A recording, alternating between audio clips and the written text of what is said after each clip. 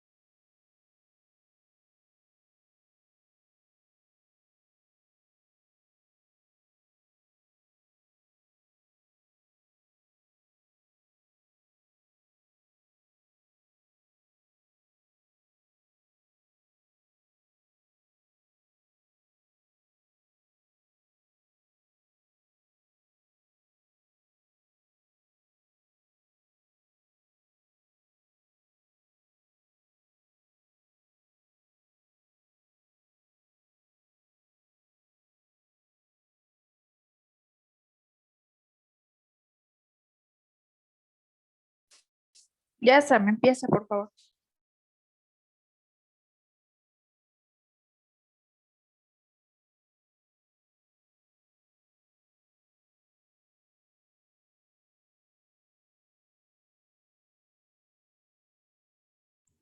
Bueno, vamos a iniciar. El tema de hoy es sangrado de tubo digestivo bajo.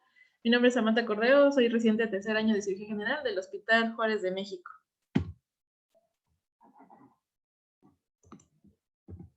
Bueno, como objetivos de la plática va a ser definir la hemorragia digestiva baja, igual recordar la etiopatogenia del sangrado de tubo digestivo bajo, presentación clínica más frecuente, pruebas diagnósticas auxiliares disponibles y las indicaciones de una cirugía urgente en caso de un sangrado de tubo digestivo bajo. Como introducción, bueno, pues sabemos que la hemorragia digestiva baja se va a definir clínicamente como la salida de sangre por el ano vinculada o no al acto defecatorio, que este se va a originar en algún sector distal al ángulo duodeno-yeyunal o ángulo de Treitz. Bueno, la presentación clínica varía desde el sangrado menor o imperceptible hasta un sangrado masivo que puede ser potencialmente fatal.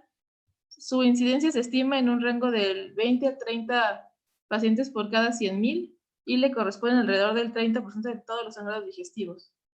Dentro de estos, el 85% de las hemorragias de tubo digestivo bajo implican al colon, el 10% son en realidad hemorragias de tubo digestivo alto y del 3 al 5 van a implicar al intestino delgado.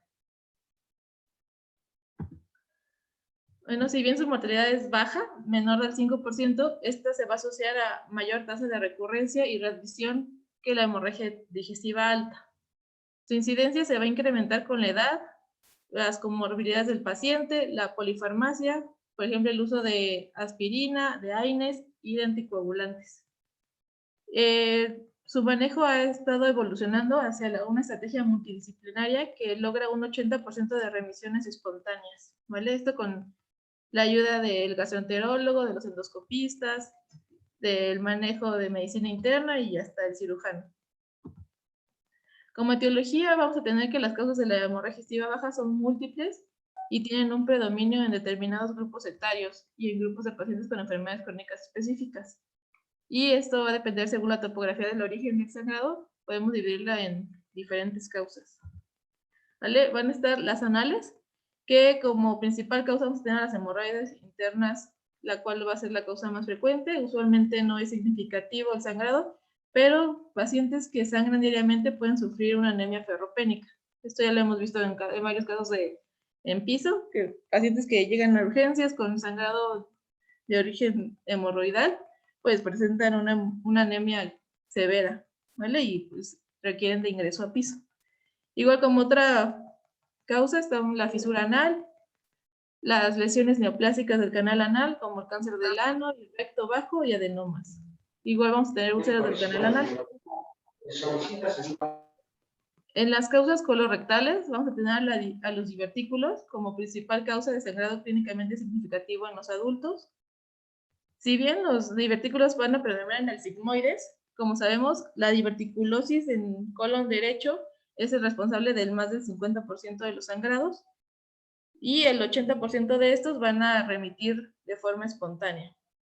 ¿Vale? Igual vamos a tener las malformaciones arteriovenosas angiodisplasias, el cáncer colorectal, que este va a representar el 10% de las hematoquesias después de la quinta década de la vida, y va a ser común que se acompañen por anemia de sangrado oculto. ¿Vale? Como siguiente causa, pues las malformaciones arteriovenosas, las cuales van a ser lesiones adquiridas cuya prevalencia se va a incrementar a partir de la sexta década de la vida y se van a desarrollar por diferentes condiciones que van a provocar una congestión venocapilar y dilatación microvascular. Estas pueden asentar en cualquier localización del tracto gastrointestinal. Sin embargo, son más frecuentes en el colon proximal. Y estas, por ser un sangrado de origen venoso, el sangrado masivo va a ser menos frecuente. Y al igual van a estar relacionadas con enfermedades como von Willebrand, como estenosis aórtica, enfermedad renal crónica, y en el 90% de los casos los sangrados van a cesar espontáneamente, pero el resangrado es más común en estas malformaciones arteriovenosas. Como siguiente etiología vamos a tener la enfermedad inflamatoria intestinal, la cual, pues lo más común es sea por CUSI. Y pues la pancolitis sangrante puede provocar una hemorragia grave que requiere una colectomía total de urgencia. Es una de las pocas etiologías que van a requerir una cirugía urgente. Igual vamos a tener la colitis isquémica, la cual en la cual el colon va a ser el sector más afectado y se va a observar en ancianos con comorbilidades cardiovasculares, y las áreas más afectadas son el ángulo izquierdo y la unión recto-sigmoidea. En este caso, el sangrado suele ser moderado y se asocia con dolor abdominal. Igual otra causa es la rectitis actínica, la cual va a ser secundaria a una radioterapia secundaria a tratamiento de cáncer prostático, y puede afectar, la cual va a afectar a la mucosa rectal con formación de telangiectasias, inflamación y ulceración, lo que va a evolucionar a un sangrado, ¿vale? Como último, igual en este rango de etiologías colorectales va a estar la colitis infecciosas, las cuales pueden ser por salmonella, shigella, campylobacter jejuni, E. coli y Yersinia, las cuales se van a acompañar de fiebre, diarrea y dolor abdominal. ¿Vale? En las etiologías por parte del intestino delgado vamos a tener a los tumores como adenocarcinomas o tumores de Yeast, el síndrome de Selch-Gigard, angiodisplasias, enteritis infecciosas inespecíficas, intususcepción intestinal. Igual en pacientes pediátricos puede causar sangrado un divertículo de Meckel, y igual fiebre tifoidea, ¿vale? Igual va a estar asociada a medicamentos como anticoagulantes, agentes antiplaquetarios y AINES. Esto van a provocar que una lesión ya preexistente tenga el mayor riesgo de sangrado en pacientes con estos factores de riesgo. ¿Alguna pregunta sobre la etiología del sangrado o algo que tengan que aportar?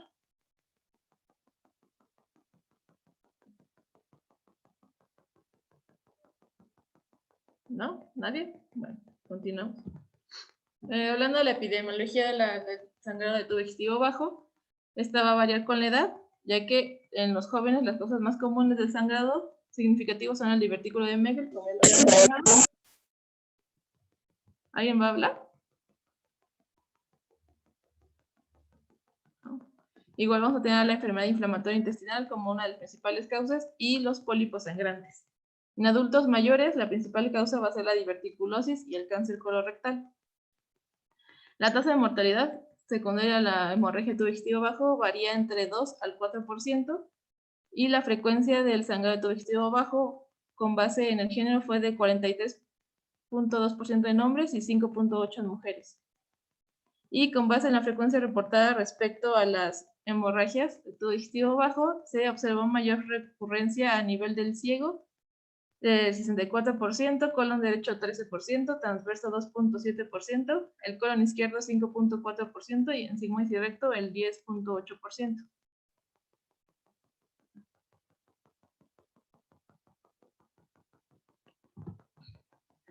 Pasando a la fisiopatología, los mecanismos fisiopatológicos van a variar dependiendo de la causa subyacente y pueden ser agrupados en diversas categorías. Vamos a tener en anatómicas, van a ser causas secundarias a divertículos, una etiología vascular, van a ser por angiodisplasias isquémica o rectitis actínica. En la inflamatoria, pues están las causas infecciosas, la enfermedad inflamatoria intestinal, y en neoplasias, el cáncer de colon.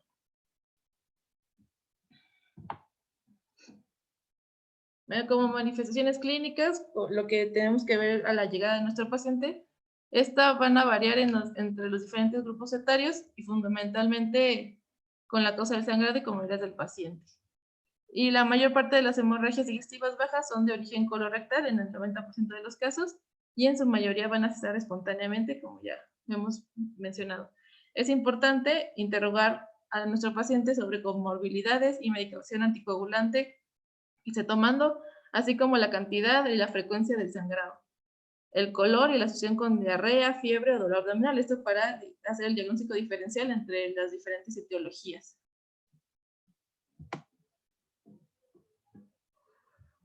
¿Algún R2 que me pueda ayudar con estos síntomas que van a presentar signos?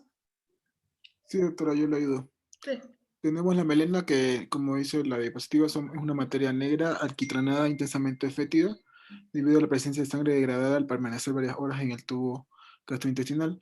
No es patognomónico una hemorragia digestiva baja, ya que si se presenta también en el sangrado de tubo digestivo alto.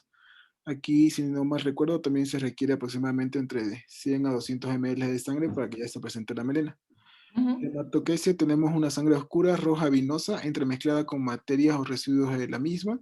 Es un signo típico de una hemorragia digestiva baja, pero tampoco es exclusivo. La rectorragia es sangre roja rutilante que sale sola o luego de la materia, precedida de pujo y o tenesmo rectal. El sangrado oculto es de escaso volumen, no altera la coloración de la materia y son por ello perceptibles, pudiendo provocar anemia ferropénica. Y título son los No, es que sangrados. eso se quedó ahí. No lo cambié. Ok. Entonces, los sangrados que se originan entre el ángulo atrix y el ángulo derecho del colon se van a mostrar como melena. Y pues esto nos podría confundir con que si se trata de una sangrado de tubo digestivo alto. Y entre el ángulo derecho del colon y el recto se va a presentar como hematoquesia.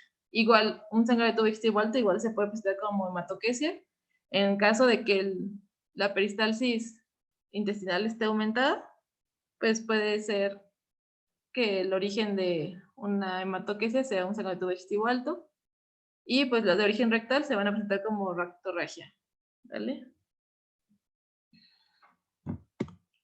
Pasando al escenario clínico que vamos a encontrar en nuestro paciente, es importante conocer las causas de sangrado, grado de sangrado y estado clínico del paciente. ¿Sí? ¿Alguien quiere participar? Bueno. Las diferencias de enfoque en pacientes estables e inestables y las opciones terapéuticas que están disponibles en nuestro hospital, desde las mínimas invasivas hasta la cirugía. Igual es importante considerar la estabilización del paciente y su transferencia a un hospital con mayores recursos, privilegiando así las técnicas mini-invasivas y manejo multidisciplinario con el gastroenterólogo, radiólogo, intervencionista, intensivista y el cirujano.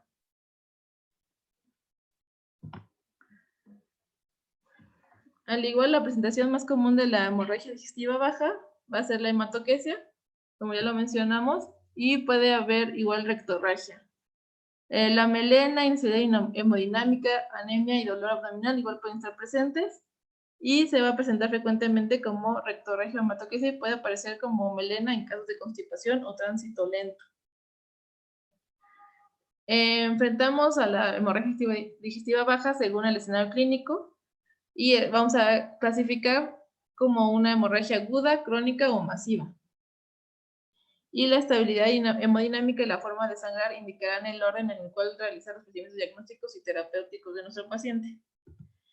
Para poder clasificar la severidad del sangrado, esta va a depender, como la de cualquier otro sangrado en otra causa, de tres elementos fundamentales: el volumen de sangrado, el tiempo durante el cual se produce este sangrado y el estado hemodinámico del paciente. Entonces, vamos a clasificar el sangrado en 4 diferentes tipos: en leve, moderado, grave y masivo. ¿Vale? ¿Algún R2 que me pueda ayudar con este cuadrito?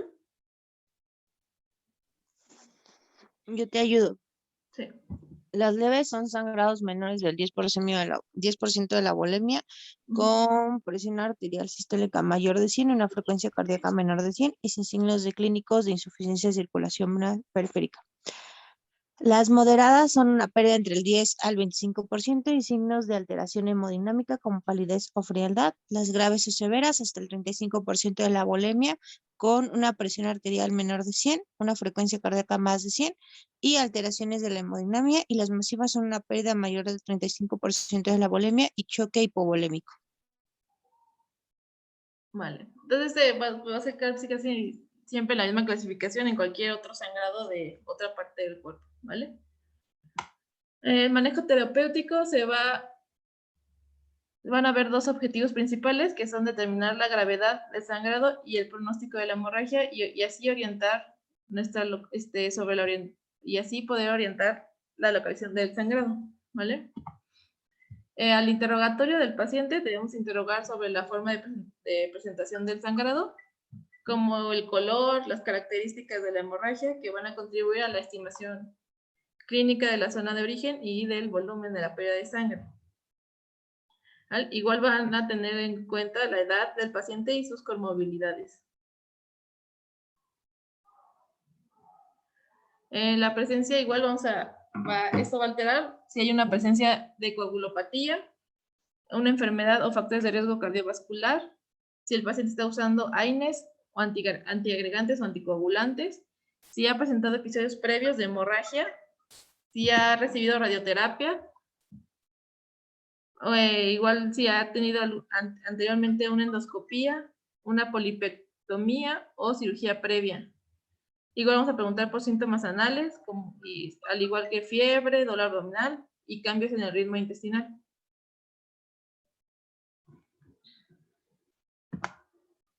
A la exploración de nuestro paciente, pues esta debe ser una exploración física completa, igual de evaluar el sistema cardiorrespiratorio, el nivel de conciencia y una exploración abdominal completa, ¿vale? Como primero tenemos que evaluar el estado hemodinámico de nuestro paciente, tenemos que checar la presión arterial sistólica, la frecuencia cardíaca, si presenta signos de hipoperfusión periférica y ortostatismo, al igual que se deberá confirmar la hemorragia digestiva baja y evaluar sus características, esto por medio de un tacto rectal y exploración anal. ¿Vale? Igual se deberá de colocar una sonda nasogástrica en pacientes con hemorragia grave y que se sospeche que se trate de una hemorragia de tubo digestivo alto. Igual, esto se recomienda retirar la sonda nasogástrica una vez comprobado el aspecto del aspirado, ¿vale? Ya que, como hemos comentado, se puede presentar como una hematoquesia, un sangrado digestivo alto, masivo, con un tránsito rápido, y pues el 85% de las hemorragias digestivas con reproducción hemodinámica se van a tratar de un sangrado de tubo digestivo alto. Y entre el 10 al 15% de las rectorragias igual van a ser de un origen alto. Entonces, pues siempre hay que confirmar. Y es el diagnóstico diferencial entre estas dos entidades. Igual se deberá hacer una evaluación pronóstica inicial y la gravedad de la hemorragia digestiva baja va a depender de la repercusión hemodinámica en el paciente. Y hasta la fecha no existe una clasificación pronóstica aceptada de forma universal. Al igual, tenemos como estos factores de riesgo independientes que fueron como iniciados por Liz Straight, y se va a considerar como una hemorragia digestiva grave aquella que cursa con la presencia de rectorragia en las primeras horas de ingreso al hospital, asociada con una de las siguientes características que están aquí en la tablita: la frecuencia cardíaca más de 100 latidos por minuto, una presión sistólica de menos de 115, que se presente síncope, que el paciente tenga un abdomen no doloroso, hemorragia en las 4 horas de la evaluación, y si el paciente está usando aspirina o si tiene más de 2 comorbilidades activas. Al igual vamos a tener el Oakland Score, que va a predecir la necesidad de ingresar al paciente a observación dentro del hospital, las cuales van a consistir en predictores, y a cada uno se le va a dar un puntaje, y esto, si el puntaje es menor a 8, se puede dar de alta al paciente y seguirlo por la consulta externa y realizarle una colonoscopía dentro de las primeras 2 semanas después del sangrado. ¿Quién me puede ayudar con esa tablita? ¿Algún R3? Yesiel o Bruno. No sé quién esté por ahí. O Jaime. Yo, Sama, el modelo de Oakland es uno de los bastantes modelos predictivos de riesgo o de severidad en hemorragia de tubo digestivo. Entonces, este en particular evalúa estos ítems desde la edad, el sexo, sangre en el tracto rectal a la exploración, la frecuencia cardíaca, la presión arterial sistólica, el nivel de la hemoglobina y un cuadro anterior, una admisión hospitalaria previa por sangrado de tubo digestivo. Entonces, pues dependiendo del puntaje, pues es el riesgo, pues es de muerte, ¿no? Y pues si no cumple cierto puntaje, pues es seguro incluso dar de alta al paciente. Sí, gracias, Lady. Entonces, igual vamos a tener este diagrama de flujo.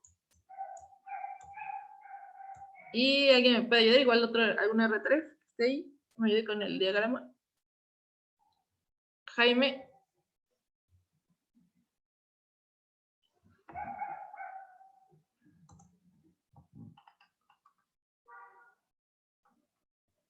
O Axel.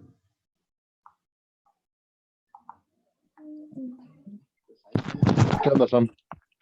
¿Me puedes ayudar con este diagrama de flujo, por favor? Sí, bueno, en el diagrama de flujo se observa que tienes un paciente con hematoquesia y lo que primero tenemos que evaluar, tal cual es el estado hemodinámico del paciente para así poder ofrecer o no tratamiento. ¿Qué voy? Si está inestable, lo primero que tenemos que hacer a un paciente que tiene hematoquesia, pues hay que estabilizarlo, ya sea hídricamente o si sabemos la causa, también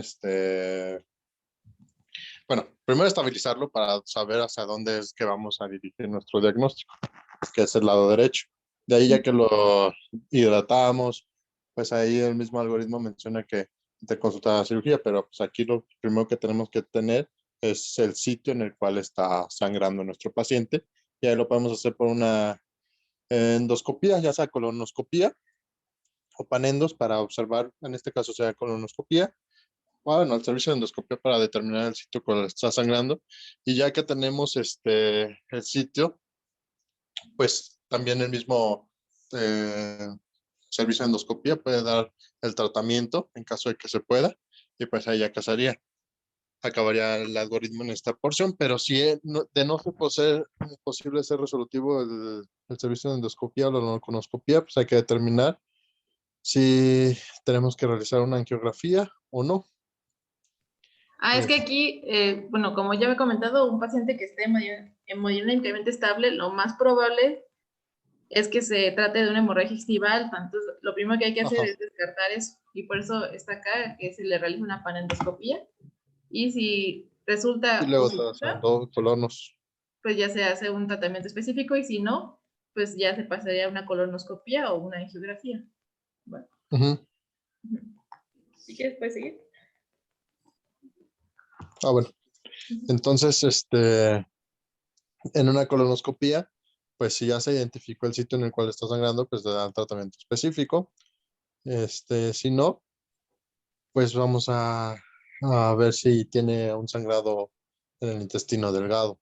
Ahí pues podemos utilizar otro tipo de técnicas, sea una cápsula endoscópica para poder observar. Entonces, sí, hay otras alternativas para este tipo de sangrados. Si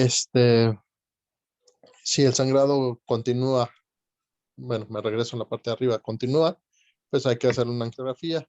De se identifica el sitio en el cual está sangrando, pues ofrecer el tratamiento tal cual. Si no, pues también acabamos en colonoscopía, y siempre es buscando tal cual el sitio en el cual está sangrando nuestros pacientes. Si no se identifica y sigue sangrando nuestro paciente, pues podemos hacer una enteroscopía en el intestino delgado. A veces, cuando no tenemos algún sitio, lo que hacemos es, por ejemplo, transquirúrgico, hacemos una enterotomía y por ahí metemos nuevamente endoscopio para buscar un sitio.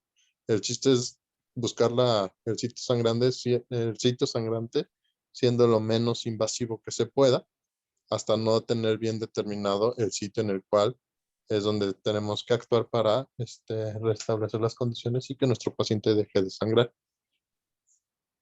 Bueno, y ahí dice, si sigue sangrando, pues no, ya damos tratamiento médico. Si sí, pues hay que hacer distintos estudios, como la paroscopía, la parotomía, o como mencioné, una enteroscopía intraoperatoria. Pero el objetivo de esto, pues, es como mencioné, obtener el sitio en el cual está sangrando para dar el tratamiento específico a dicha. Bueno, y de la otra ramita, pues solamente es directo a la colonoscopia, si se identifica el sitio de sangrado, sí, dar tratamiento específico, y si no se localiza, pues igual podría estar asociado o no a una hemorragia vegetativo alto, por lo que hay que hacer una panendoscopía.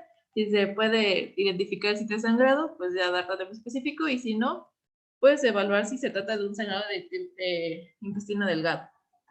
¿Vale?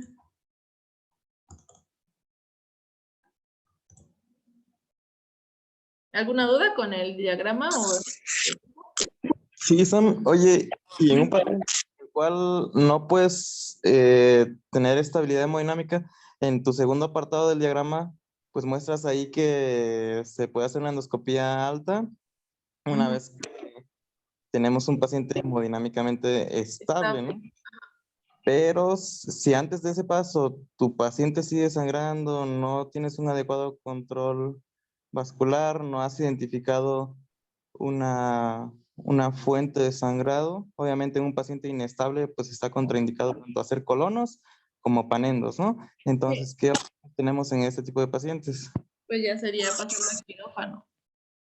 Si no se puede identificar el sitio de sangrado, pues para pasarlo a cirugía, pero pues es como un caso más severo, ya que pues el 80% de los sangrados de vegetativo bajo van a remitir espontáneamente.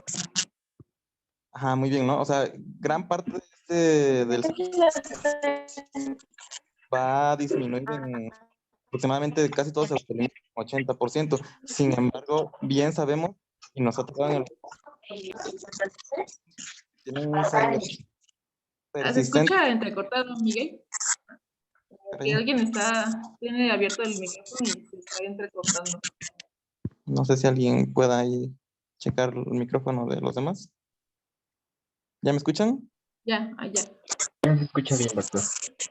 Entonces, en estos pacientes que están con inestabilidad hemodinámica, también tenemos opciones por imagen de localizar y tratar esta hemorragia. ¿Algún R3 sabe qué opciones terapéuticas por imagen tenemos? Sí, Miguel, mira, antes de pensar pasar a un paciente a quirófano por sangrado de tubo digestivo bajo, se puede contar con el recurso de una tomografía computada y una reconstrucción angiográfica por tomografía antes que pasarlo a quirófano. Es un estudio que tiene una sensibilidad más o menos como del 85% y una especificidad alta de hasta 92% para el diagnóstico de hemorragia digestiva aguda. Entonces, ha habido mucho, bueno, estaba leyendo las guías del American College of Gastroenterology y lo recomiendan como un recurso, pues, en un paciente que tenga hemorragia, que esté chocado, que tenga alguna contraindicación para realizar el estudio colonoscópico en las primeras 24 horas en las que se presenta, y la tasa de detección del sangrado, pues, es bastante alta. Entonces, supongo que es una opción viable en nuestro hospital. La angiografía, pues, la tomografía con angiotac, pues es un recurso pues valioso. También están los eritrocitos marcados, aunque creo que eso no es del todo viable en el contexto de un paciente agudo que está chocado.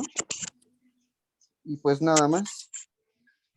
Ah, muy bien. Sí, tienes razón, la angiotac o la tomografía con reconstrucción angiográfica es una excelente herramienta diagnóstica, pero no podemos realizar tratamiento por esta vía. Sería una angiografía para poder Podemos realizar una angioembolización selectiva, lo cual sí, en este algoritmo de manejo estaría indicado antes que la angiotac. ¿Por qué? Porque ofrecería una herramienta como tratamiento. Y posteriormente, pues bueno, si no tenemos acceso a la angiografía, y a la embolización, pues podemos realizar una angiotac, como mencionó Levi. La angiotac tiene una excelente especificidad y es un excelente recurso para caracterizar el origen de nuestra hemorragia.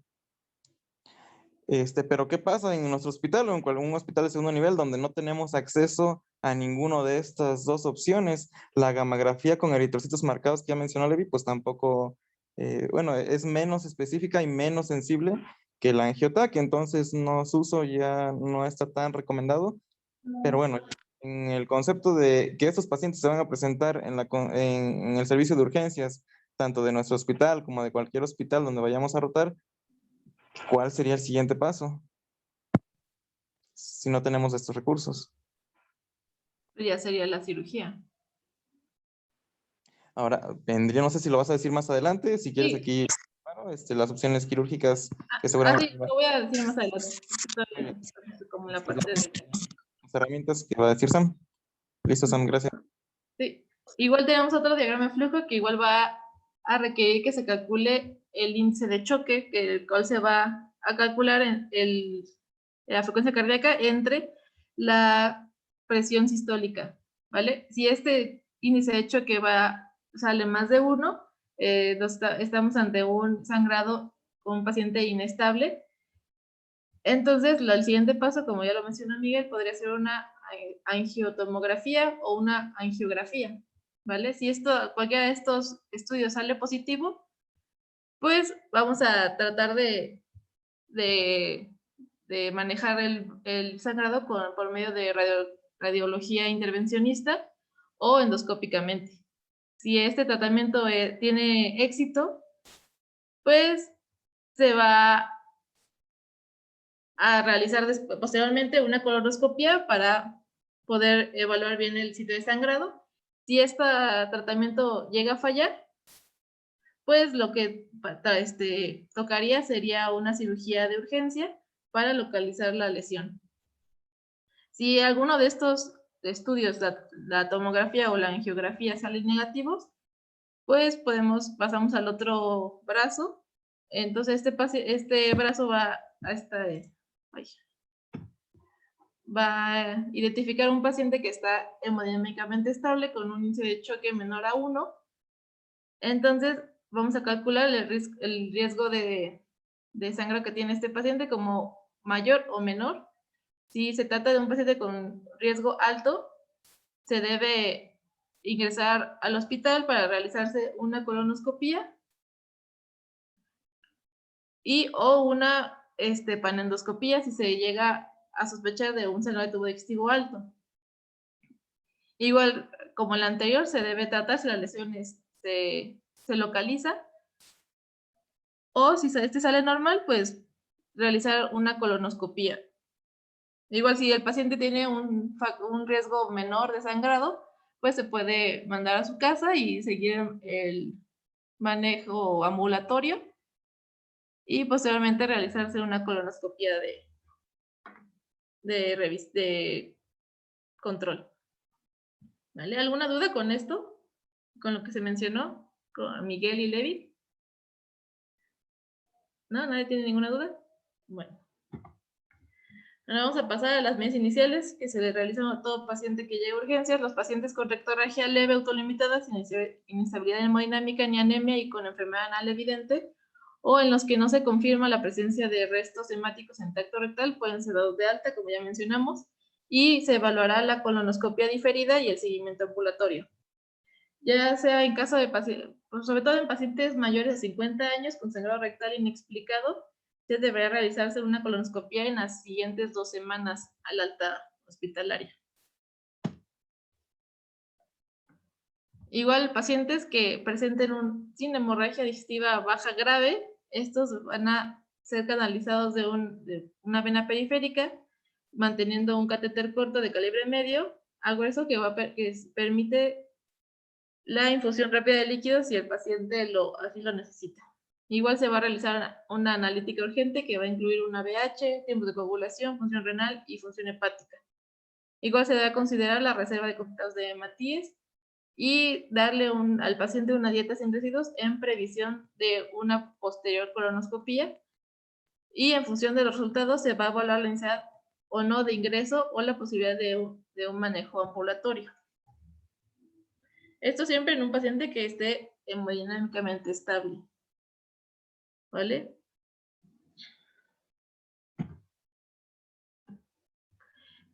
En caso que un paciente esté con una hemorragia digestiva baja grave, pues en este caso, igual como todo paciente chocado, se le va a colocar 2 vías periféricas de calibre grueso, se va a realizar estudios de sangre urgentes, se va a pedir que se tipe y cruce por lo menos 2 concentrados eritrocitarios, dejar al paciente en ayuno las primeras 24 horas, y si el paciente se mantiene estable, se puede iniciar la solución evacuante para realizar una colonoscopía.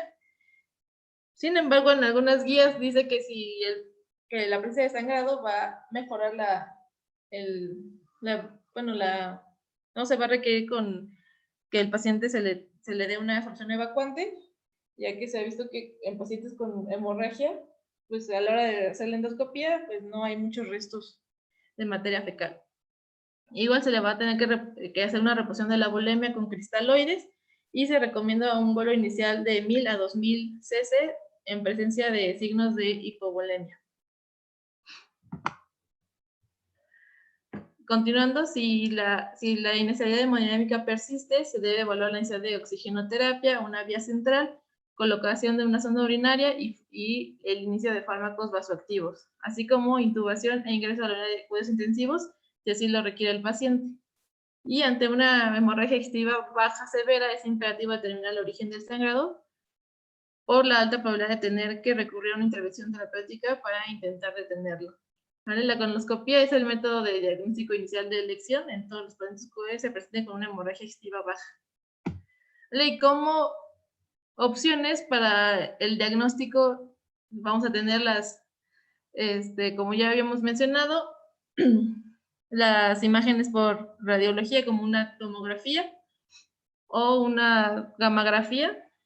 La gamografía va a ser un procedimiento no invasivo, va a tener una sensibilidad baja y se puede, las ventajas pueden ser que se puede repetir en varias ocasiones, si así el paciente lo requiere.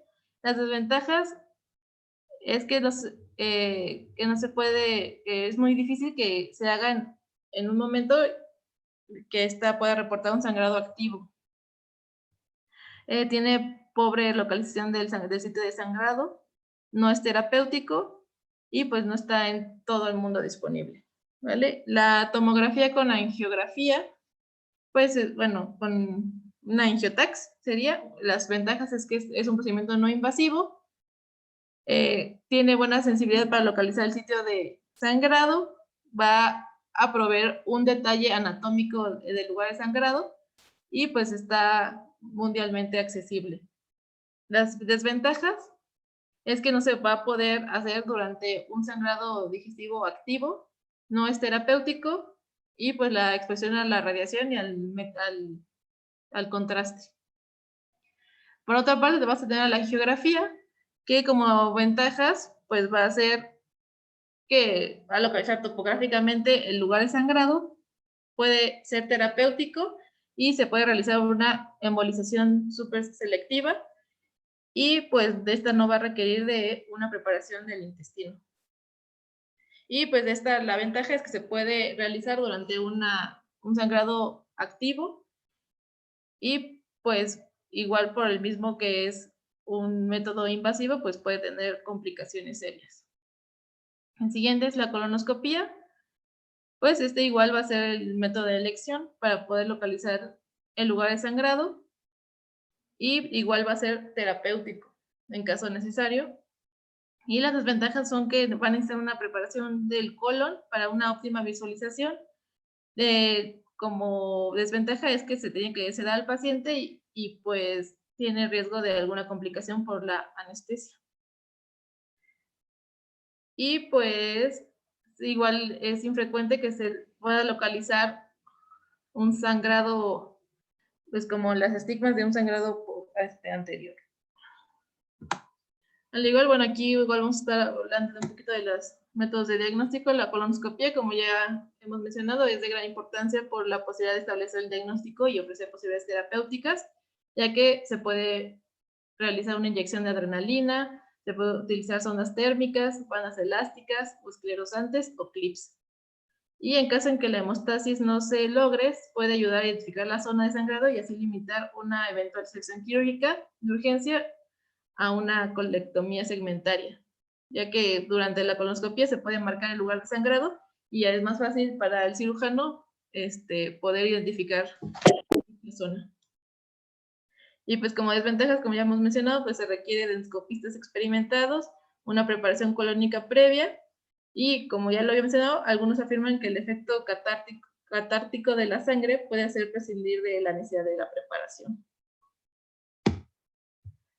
Igual vamos a definir como una colonoscopia urgente, la cual se realiza dentro de las primeras 12 horas desde el ingreso del paciente, y como colonoscopia electiva dentro de las primeras 36 a 60 horas desde el ingreso. Sin embargo, esto no se ha visto que haya una diferencia en la reducción de mortalidad de los pacientes, y pues la única diferencia es que pues se vio una disminución en los días de estancia hospitalaria con una colonoscopia urgente contra una electiva y en el requerimiento de una transfusión urgente. Y pues no se han observado ninguna ventaja o beneficio de realizar una colonoscopia urgente, y pues la preparación del colon con polietilglicol con glicerina, pues se ha visto que tiene mejores resultados que los enemas con agua. Y pues complicaciones de la preparación colónica, pues pueden ser un paciente que está, pues aunque se debe ser, está con hemodinámicamente estable, pues puede ocasionar hipotensión, vómito. En pacientes que no tengan neurológicamente íntegros, pues se puede hacer una neumonía por aspiración y sobrecargar al paciente, ¿vale? En estudios de imagen, pues primero tenemos la angiotomografía computada, que es un estudio disponible de costo accesible y tiene la sensibilidad de entre el 85 al 90% y una especificidad del 90 al 95%. Es poco invasiva, pero sin embargo es necesario el uso de contraste IV. Puede detectar sangrados desde 0.3 milímetros por minuto, mapear la anatomía vascular e identificar el sitio de sangrado. Esta no va a requerir preparación del colon, pero pues esta no ofrece posibilidades terapéuticas.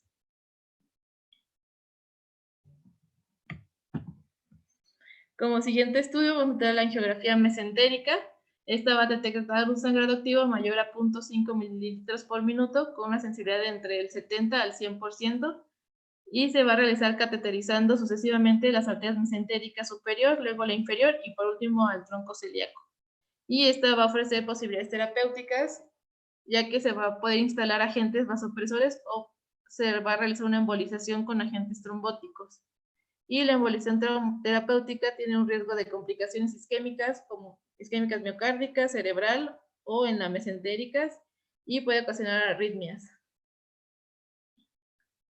Igual se ha visto que en pacientes con una TAC positiva y se le realiza la angiografía en los primeros 90 minutos después de la tomografía, esto aumentó 8 veces la posibilidad de identificar un sangrado activo en la angiografía y así poderlo resolver en ese mismo momento. Pero pues en situaciones como nuestro hospital, pues no, eso no pasa, ¿no? De que un paciente de la TAC pasen 8 minutos a que lo pasen a una angiografía. Es como en un mundo ideal. Igual vas a tener la gamografía con azufre coloidal marcado con tecnecio 99 o una gamografía con glóbulos rojos marcados, como esto ya lo había mencionado Lady. Pues va a permitir detectar sangrados de hasta 0.1 mililitros por minuto de flujo.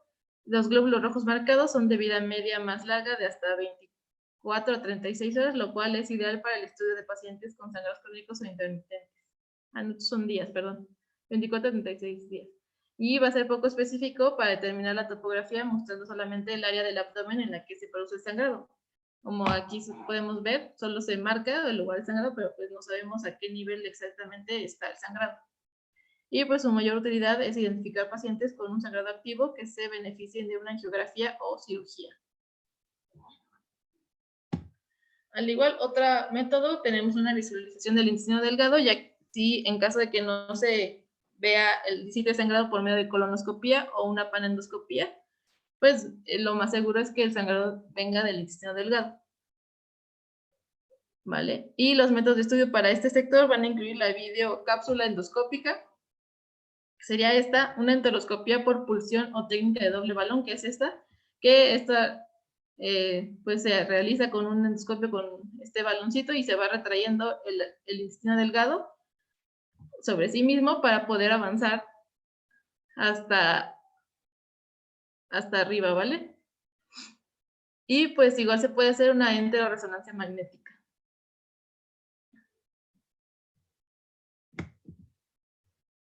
Y pues las indicaciones de cirugía de urgencia van a incluir una inestabilidad hemodinámica persistente con sangrado activo, un sangrado recurrente o persistente a pesar de las medidas de reposición y el fallo de control de hemostasia por procedimientos menos invasivos. Y pues la cirugía consiste básicamente en la resección del sector del tubo digestivo causante del sangrado. Y pues la falta de diagnóstico topográfico anterior a la cirugía puede obligar a resecciones extensas como una colectomía subtotal, lo que va a aumentar los riesgos de la intervención. ¿Vale? Y en el paciente que resuelve el episodio agudo, la indicación de cirugía electiva está determinada por la enfermedad de base. Pues si fue secundaria a un CUSI, pues se va a poder evaluar la necesidad de una cirugía posterior a estos episodios de sangrado. E igual la recomendación que hace la Asociación Británica es que ningún paciente deberá ser sometido a una laparotomía de urgencia sin antes haber intentado localizar el sitio de sangrado por medio de radiología o endoscopía, ¿vale? Excepto en algunas situaciones, como un ejemplo es una fístula aortoentérica, ¿vale? Si esta entidad no se va a poder controlar ni por colonoscopía ni por angiografía, ¿vale? Eso sí tenemos que entrar a cirugía de urgencia. En el pronóstico de estos pacientes, pues van a existir elementos clínicos que se utilizan como predictores de riesgo de complicaciones en el paciente con hemorragia digestiva baja, lo que va a permitir categorizarlo como de alto o bajo riesgo, como ya lo vimos en el diagrama de flujo anterior. Y pues los mismos son la presencia de inestabilidad hemodinámica, que el paciente tenga un sangrado persistente, la edad avanzada de nuestro paciente, que tenga una asociación con comorbilidades múltiples, que esté usando anticoagulantes o antiagregantes como aspirina, clopidogrel, y que tenga una prolongación del tiempo de protrombina o que presente una anemia grave. Cuanto mayor cantidad de estos factores estén presentes, pues mayor es el riesgo de sufrir complicaciones y por ende mayor atención y cuidados debemos de prestar a nuestros pacientes que tengan esos factores de riesgo. ¿Alguna pregunta hasta acá? ¿O algo que quieran aportar? Lo que hayan leído más nuevo.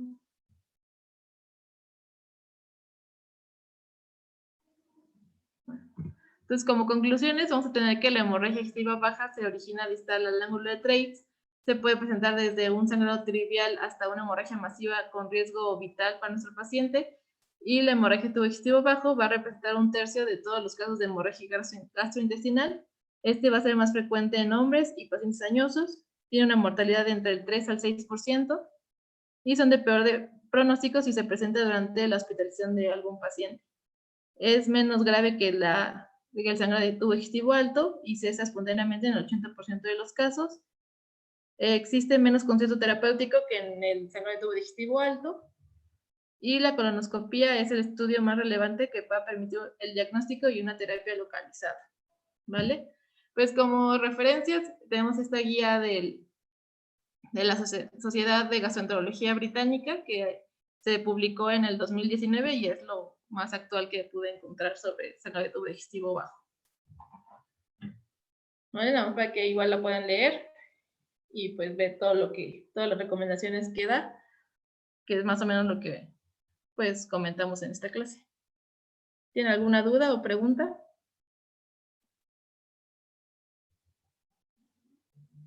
¿Nadie? Sí, perdón, no escuché bien las recomendaciones en cuanto al tratamiento quirúrgico. Mencionaste como opciones la colectomía subtotal. Ajá. Me gustaría Y preguntarte, resección intestinal.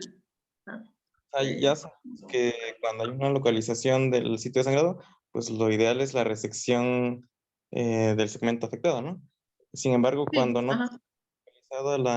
o no tenemos caracterizada la fuente de la hemorragia, ¿qué es lo más recomendado hacer? Pues en sí sería una colectomía subtotal, pero pues eso sí aumenta la mortalidad del paciente. Y pues si no podemos localizar el sangrado en el colon, pues sería igual buscarlo a intestino delgado, como igual lo mencionó Jaime, que por medio de una enteroscopía transquirúrgica. Ajá, de las opciones que tenemos, eso es algo que se llama sangrado intestinal oscuro, ¿no? Que es un paciente que presenta hemorragia persistente pese a ya haberse realizado una endoscopía, una colonoscopía o una panendos, ¿no? Pero en Ajá. pacientes que ya tienen estabilidad, ¿no? Porque recordemos que un paciente Sí. para que pueda ser protocolizado para para un abordaje endoscópico, pues necesitamos que esté preparado, ¿no? Porque el hecho de que un paciente no tenga esta preparación disminuye sustancialmente el éxito del manejo endoscópico. Pero bueno, eso en pacientes bueno, podemos someter a endoscopía. Sin embargo, no todos los pacientes son candidatos a esto. Entonces, ¿qué preferirías tú? ¿Realizarle una colectomía subtotal o no realizarle? Pues nada, no tienes opciones para hacer endosco porque el paciente sigue inestable.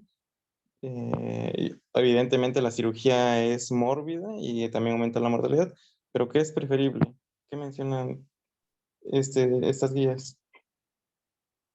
Pues dice que se deben o sea, pues si no tenemos la colonoscopia disponible, pues se debe buscar que sea una tomografía con una angiotac. Si esta no está disponible, o sea, ir descartando todos los procedimientos pues no invasivos y dejar como última opción la cirugía de urgencia. Eso es lo que dice esta guía, que se deben de poder descartar el uso de cualquier otra terapia antes de poder pensar en una cirugía, para que el pronóstico del paciente pues sea mejor. Sí, claro, es lo que mencionábamos, ¿no? Que en términos de disponibilidad de recursos, si lo tuviéramos, pues sería excelente, ¿no? Manejaríamos este algoritmo a la perfección.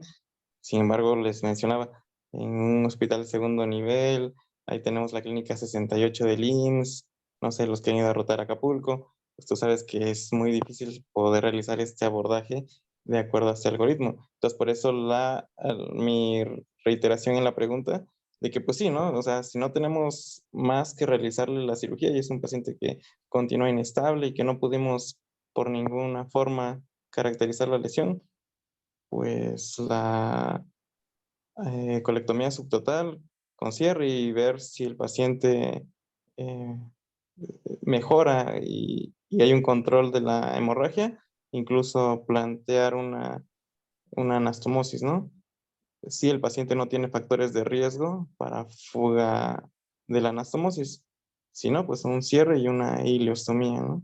Pero sí, o sea, estaría indicado realizar esta cirugía y es algo que nosotros nos enfrentamos, pues, y es mucho más fácil que nosotros nos enfrentemos a este tipo de situaciones a que tengamos todo disponible, ¿no? Que tengamos una angiotac, que tengamos una angiografía, una gammagrafía con eritrocitos marcados, o que tengamos una videocápsula endoscópica, ¿no? Que sería para caracterizar una hemorragia de tubo digestivo, bueno, perdón, intestino delgado.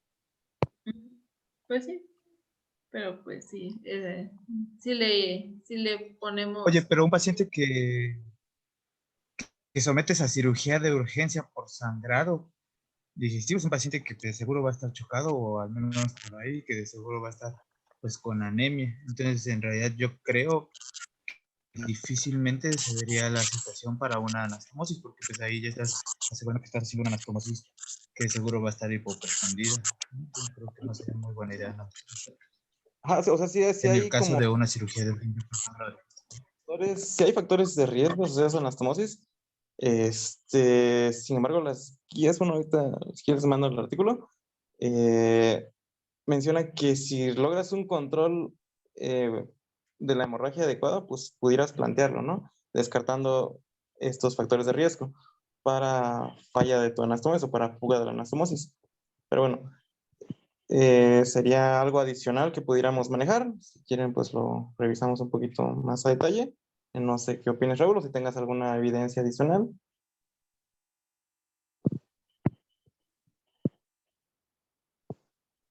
Lo checamos, sin problema.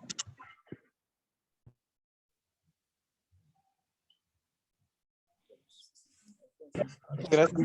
Yo quisiera pues hacer el análisis con todos que los pacientes que nosotros veamos como servicio de cirugía por sangrado de tubo digestivo bajo, pues son pacientes que habitualmente ya van a estar protocolizados, que al menos van a tener 1 o 2 colonoscopías, 1 o 2 endoscopías.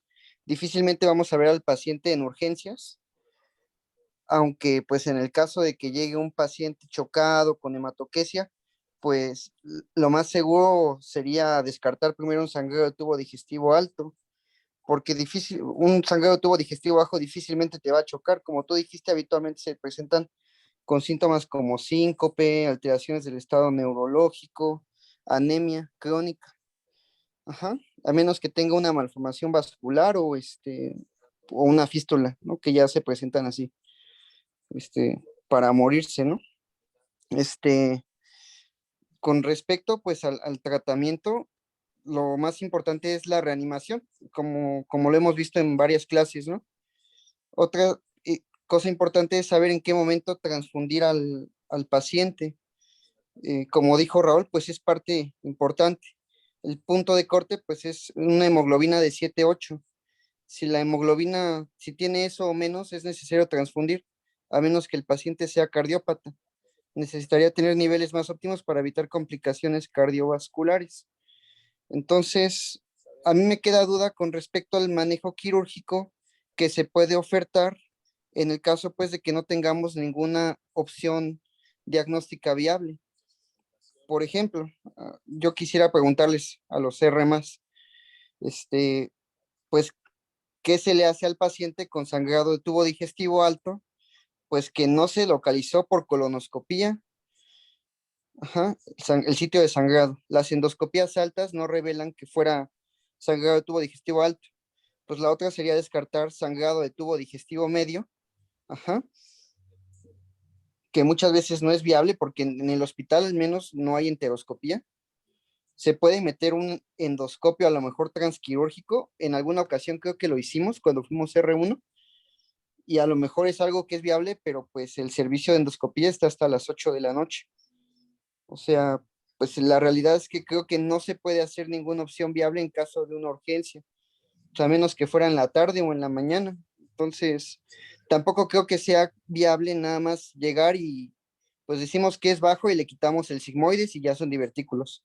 Y le hacemos una ileostomía, porque también, como dice Raúl, yo considero que hacer una anastomosis en estos pacientes es de mucho riesgo. El solo hecho de transfundir a un paciente ya es un riesgo más de fuga anastomótica.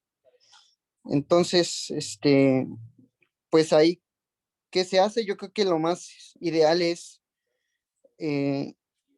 transfundir al paciente y pues mejorarlo, administrarle líquidos. Estos pacientes se mueren porque están sangrando y pues si se repone sangre y líquidos y el paciente pues se tiene que intubar y se intuba o si se tiene que poner aminas y se le ponen, pues el paciente va a aguantar probablemente pues un turno, en la noche específicamente. Pero de todas maneras, pues yo creo que llega un momento en donde estamos atados de manos si es que el servicio, si es que no hay colonoscopía y no tenemos ningún otra opción diagnóstica. Entonces, pues mi pregunta es, pues ¿qué se hace? O sea, yo siento que no es correcto hacer una restricción intestinal sin un sitio identificado de sangrado. Precisamente a eso quería llegar, ¿no? O sea, quedan estas preguntas, estas interrogantes, porque en el concepto de identificar a un paciente o identificar la fuente de la hemorragia, pues es bastante bueno, se puede dirigir el tratamiento, ¿no? El manejo puede ser endoscópico, como ya mencionaste, y una parte importante la juega la historia clínica, para que nosotros podamos sospechar de una hemorragia de tubo digestivo alto o una hemorragia de tubo digestivo bajo. Sam ya mencionó bastante bien los factores de riesgo y yo creo que esta clase se complementaría bastante con la clase de hemorragia de tubo digestivo alto, ¿no? Porque como tú dices, tenemos que descartar una hemorragia de tubo digestivo alto, ¿no? De cualquier manera, o por sospecha diagnóstica, tenemos que nuestra orientación clínica debería ser hacia una sospecha de tubo digestivo bajo para que en el momento que decidamos realizar este tipo de procedimientos quirúrgicos, pues esté indicado, ¿no? Bueno, respondiendo a tu pregunta, ¿qué hacemos en el hospital? Generalmente, y lo hemos visto mucho, ¿no? Paciente que ya sea sangrado tubo digestivo alto o bajo, a veces nos interconsultan por hematoquesia. También tenemos que reconocer que si es un sangrado mayor a 1000 mililitros, podemos encontrar hematoquesia en el paciente, ¿no? Estamos acostumbrados a describir la melena en el concepto de hemorragia de tubo digestivo alto. Sin embargo, a veces los pacientes con hemorragia de tubo digestivo alto también pueden presentar hematoquesia cuando tienen volúmenes o un sangrado mayor a 1000 mililitros, ¿no? Entonces, estos conceptos pudieran llegar a confundirnos, pero en el concepto de que nosotros ya pudimos descartar a un paciente con hemorragia de tubo digestivo alto, que al paciente se le realiza estudio endoscópico, se descarta una hemorragia de tubo digestivo alto y también en ocasiones se descarta también o no se encuentra nada en la colonoscopia, pues nos queda esta opción de intentar ver si hay algún tipo de sangrado en el trayecto del ligamento de Treitz a la válvula ileocecal, ¿no? Ya sea por la cápsula endoscópica, por una enteroscopía. Bueno, existen estas opciones. Sin embargo, cuando nosotros o cuando endoscopía no puede localizar un sitio de sangrado y nos presentan una interconsulta, un paciente chocado con sangrado y que se sigue chocando, como servicio de cirugía, ¿qué es lo que normalmente hemos realizado o hemos hecho? Les pregunto a los R3.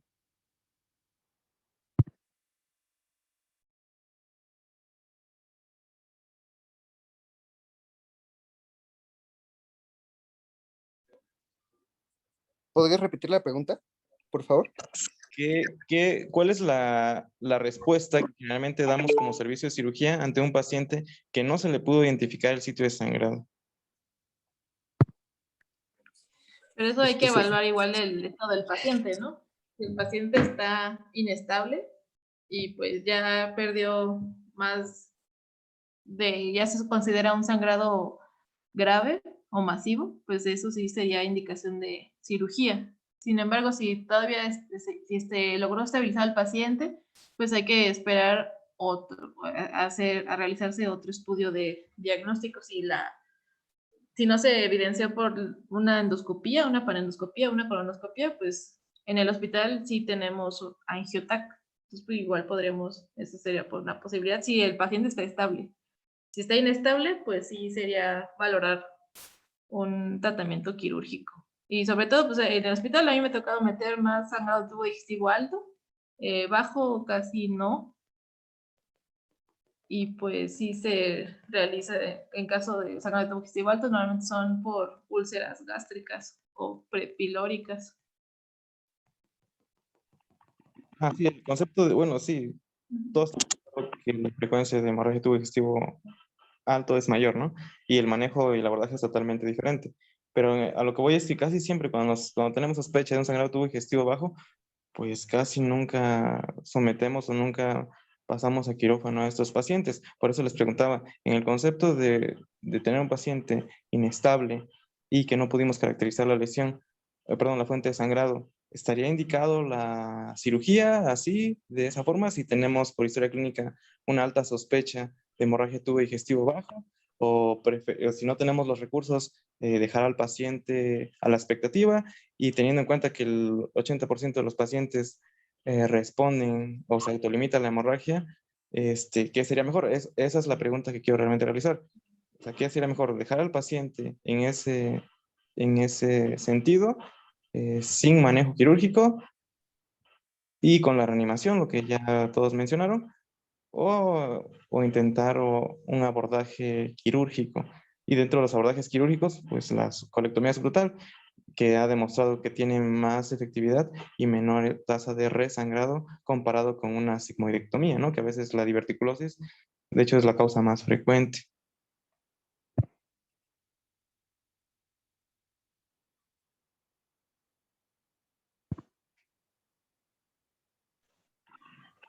Aquí yo creo una parte bien importante sería, o sea, como decíamos, la detección oportuna, por así decir, de los pacientes que son potencialmente complicables.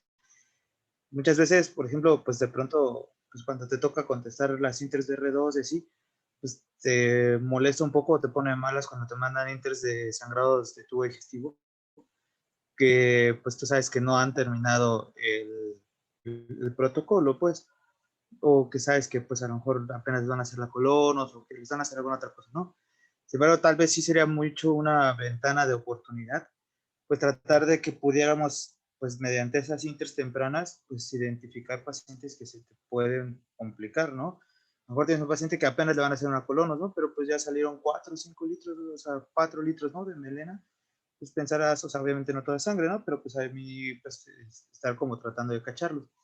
Porque bien decía Samantha, ¿no? O sea, por ejemplo, tú le puedes hacer una colonos de urgencia en 12 horas al paciente, ¿no? Entonces, si te llevan una inter a las 3 de la mañana, pues en teoría tendrías todavía hasta el turno matutino para levantarlo, ¿no? Incluso te las llevan a las 10 de la mañana, de la noche, perdón, tienes, o sea, tiempo para reanimarlos y someterlos a colonos, por ejemplo, ¿no? En el caso de sangrados digestivos altos, pues 24, 48 horas, 24 horas es una endoscopía temprana. Entonces, yo creo que ese debería ser, pues, uno, la piedra, ¿no? Tratar de identificar a todos estos pacientes que fueran potencialmente complicables, pues para poder ofrecer, pues, tratamientos más dirigidos, ¿no? O al menos, pues, tratar de nosotros estar preparados.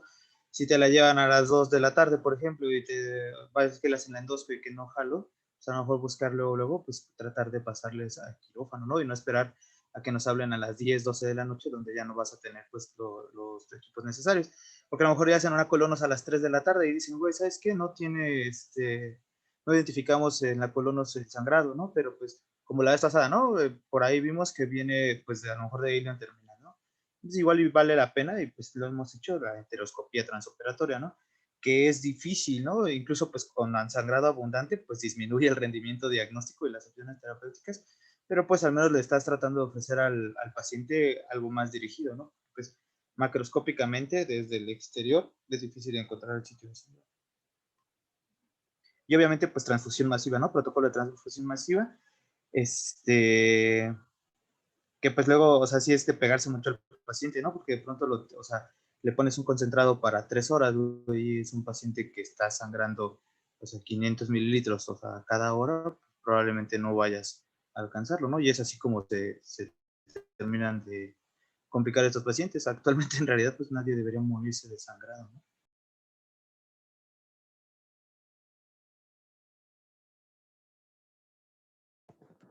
Gracias, Raúl.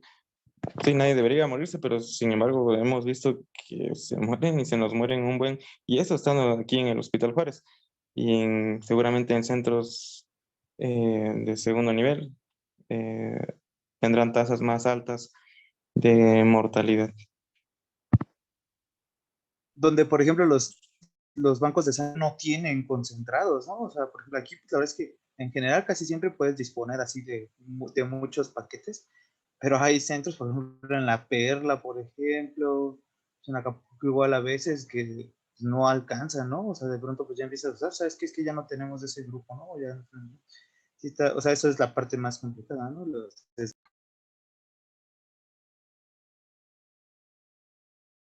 Tristemente, pues es nuestra realidad, ¿no? En realidad en nuestro México, esta baja disponibilidad de recursos, ¿no? Precisamente por eso mi pregunta, ¿no? Que no siempre tenemos la opción.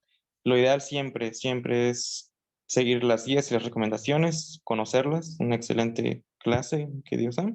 Pero sí, ¿no? Hay situaciones en las cuales es un poco más complicado poder seguirlas.